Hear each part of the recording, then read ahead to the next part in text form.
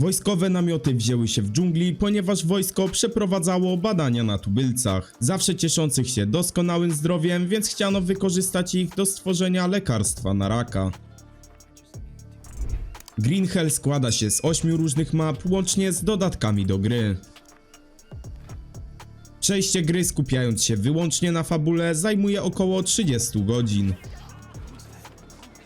DLC do gry Duchy Amazonii opowiada o wydarzeniach o 3 lata poprzedzających główny wątek gry.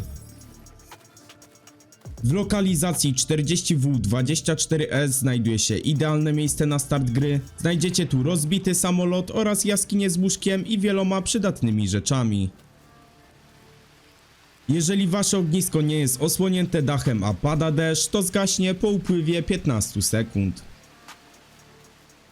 Suche liście do ogniska zdobędziecie podnosząc ptasie gniazda lub wielkie liście wyraźnie bardziej szare od pozostałych. Lepiej nie chodzić bezpośrednio po rzece, bo łatwiej złapać tam pijawkę lub możecie nie zauważyć i nadziać się na płaszczkę. Włócznie możecie stworzyć z aby jednego długiego patyka i jest to dobra broń na początek gry. Tubylcy i większość wrogów umiera po jednym trafieniu w głowę. Tubylcy mogą walczyć za pomocą włóczni, noża, a nawet łuku. Ekran w zegarku możecie zmieniać za pomocą scrolla. Sprawdzicie tutaj stan swojego organizmu, godzinę oraz koordynaty. Nie próbujcie łapać żab, bo większość z nich jest trująca i mogą was bardzo łatwo zabić. Chyba że do laboratorium, gdzie będziecie mieli misję stworzenia lekarstwa na raka. Warto też przygotować leki, które zneutralizują zatrucie po dotknięciu żaby. Walcząc lub skurując zwierzęta brudzicie się, co przedstawia ta ikona na interfejsie. Wtedy umyjcie się przed zjedzeniem czegokolwiek, żeby nie złapać pasożyta. Jeżeli macie jakieś kamienie, to możecie nimi rzucać po wciśnięciu G. Możecie też rzucić waszą bronią po przytrzymaniu środkowego przycisku myszy.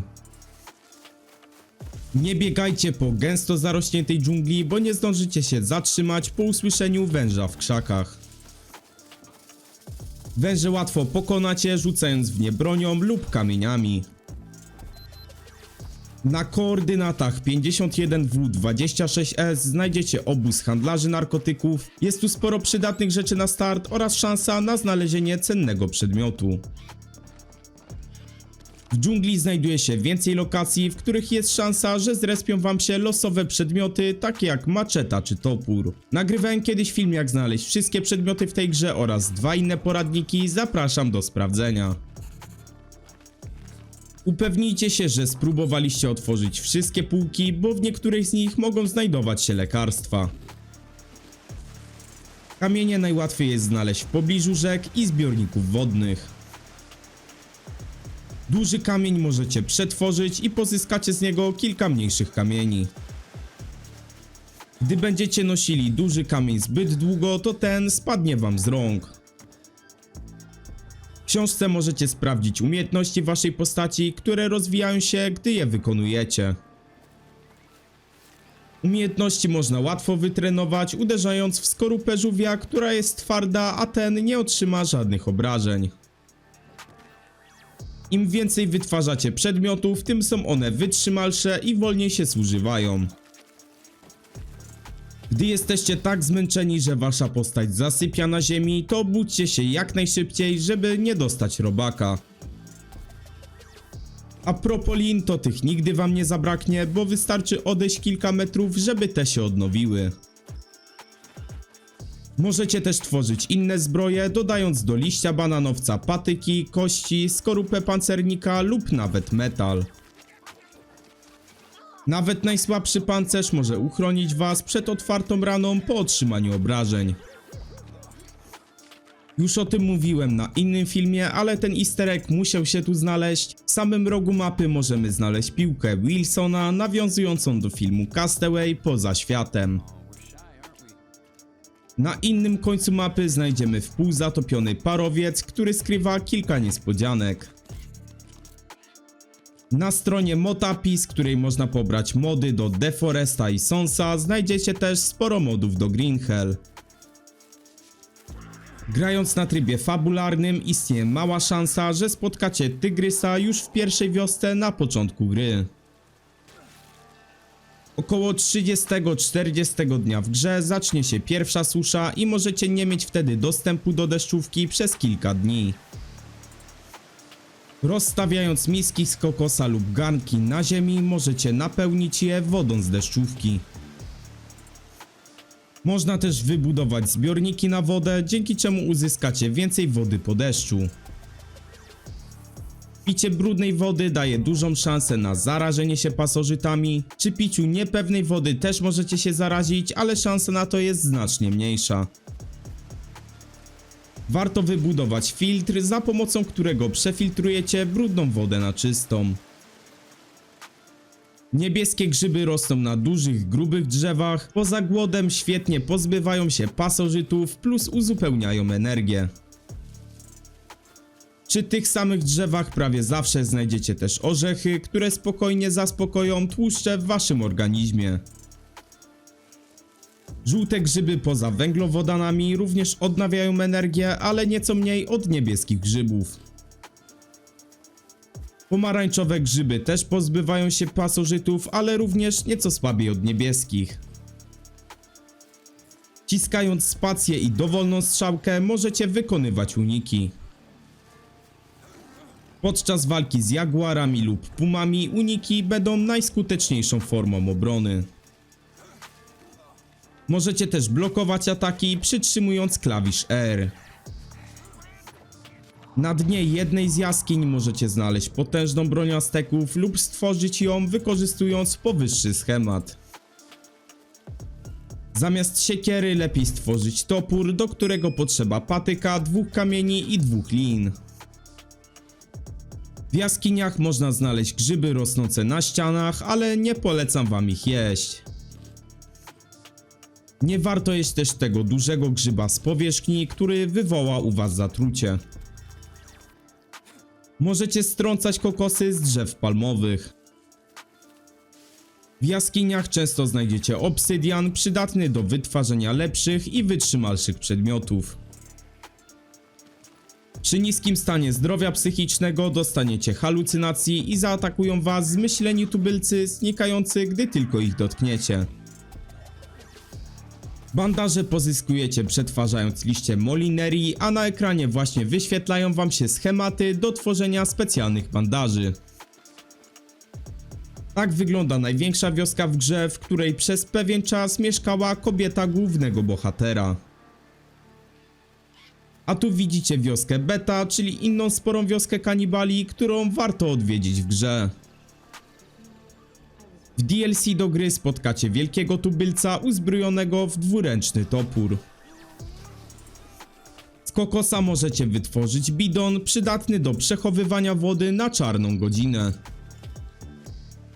Zjedzenie lilii wodnych pomaga na zatrucie pokarmowe. Mięso na ognisku piecze się powoli, ale możecie je ugotować w misce wodą, co jest dużo szybsze. Obudowane kamieniami ognisko dłużej się pali. W DLC na jednym z drzew w środku dżungli znajduje się rower, który można naprawić, żeby przestał skrzypieć. Rok temu wyszedł update, który znacznie obniżył koszty budowania. Dodane zostały również sanki niczym z Deforesta, bardzo ułatwiające transport surowców. Na widocznych koordynatach znajdziecie płaskie miejsce idealnie nadające się na zbudowanie bazy. Ale od niedawna możecie też budować równie skuteczne bazy na drzewach. Lub jeżeli ktoś woli, to możecie zbudować też bazę na wodzie. Do wody możecie też uciec przed tubylcami, którzy boją się do niej wchodzić, lub na duże kamienie, na które nie dadzą rady wejść. Możecie sadzić rośliny, które zapewnią wam dożywotni zapas materiału na bandaże. Z błota można wytwarzać cegły wykorzystywane do budowy bazy lub niektórych schematów budowlanych.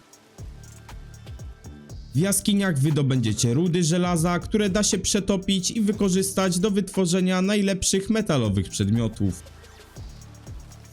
Z bambusa można wytworzyć dmuchawki wykorzystywane do usypiania zwierząt, które możecie następnie zabrać do swojej hodowli i z czasem oswoić.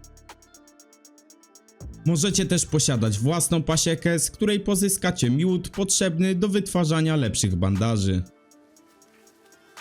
Polując na zwierzęta, zbliżcie się do nich na kucaku, dzięki czemu jest mniejsza szansa, że je spłoszycie.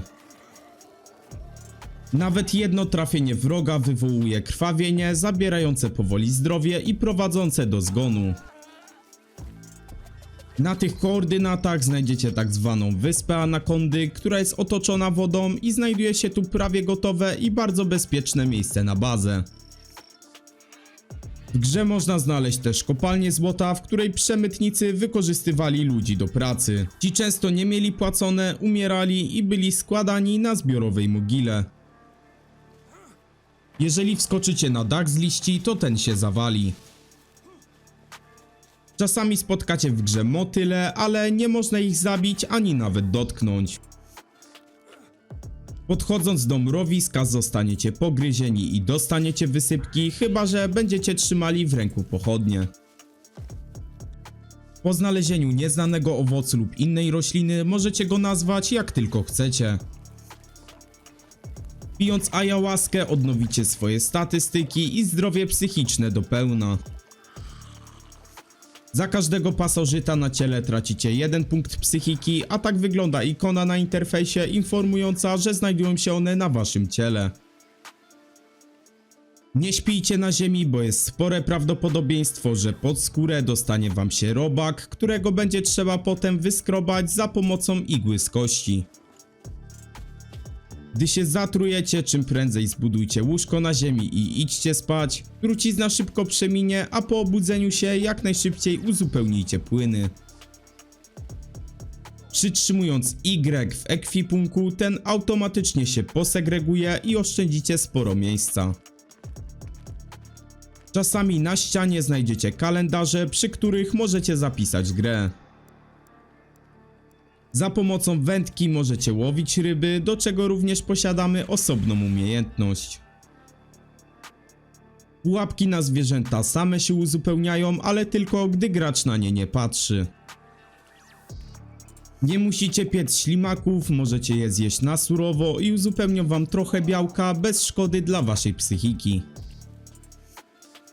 Larwy też uzupełniają trochę białka, ale nie polecam ich jeść, bo wpływają na spadek zdrowia psychicznego.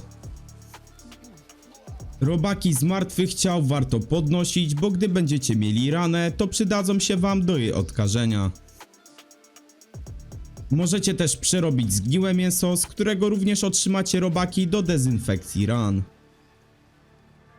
Uważajcie na skorpiony, które są małe i bardzo często spotkacie je w jaskiniach, oraz na pająki brazylijskie, często lubiące kręcić się w pobliżu bananowców. Jeżeli zostawicie zapalony ogień przez zbyt długi czas, to tubylcy znajdą was po dymie i zaatakują. W DLC do gry możecie spotkać rannych tubylców, którym można pomóc zakładając odpowiedni bandaż na ranę, w zamian za co zwiększycie swoją reputację u przyjaznego plemienia. Gdybyście spróbowali wypłynąć poza granice mapy, to wasze zdrowie zacznie szybko spadać, a po chwili postać się utopi. Mimo to wyświetlający się komunikat mówi, że zostaliście zabici przez piranie. To już wszystkie fakty. Jeżeli chcecie coś jeszcze dodać o tej grze, to możecie to zrobić w komentarzu. Napiszcie też, z jakiej gry mam nagrać kolejne 100 faktów, a jak film wam się spodobał, to koniecznie pamiętajcie go polajkować, subskrybujcie kanał po więcej kontentu z ciekawych gier survival, a jak ciągle wam mało, to zapraszam do sprawdzenia filmu ze 100 faktów o Sons of the Forest.